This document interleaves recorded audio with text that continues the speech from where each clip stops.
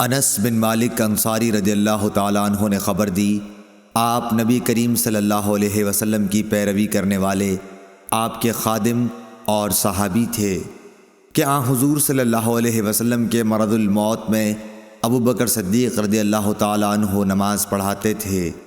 پیر کے دن جب لوگ نماز میں صف باندھے کھڑے ہوئے تھے تو حضور صلی اللہ علیہ وسلم حجرے کا پردہ ہٹائے کھڑے ہوئے ہماری طرف دیکھ رہے تھے۔ آپ کا چہرہ مبارک حسن و جمال اور صفائی میں گویا مصحف کا ورق تھا۔ آپ مسکرا کر ہنسنے لگے۔ ہمیں اتنی خوشی ہوئی کہ خطرہ ہو گیا کہ کہیں ہم سب آپ کو دیکھنے ہی میں نہ مشغول ہو جائیں اور نماز توڑ دیں۔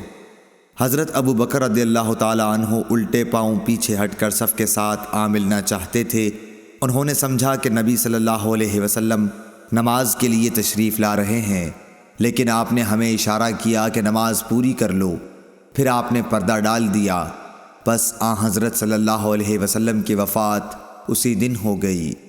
اِنَّ لِلَّهِ وَإِنَّ إِلَيْهِ رَاجِعُونَ۔ صحیح بخاری حدیث نمبر 680۔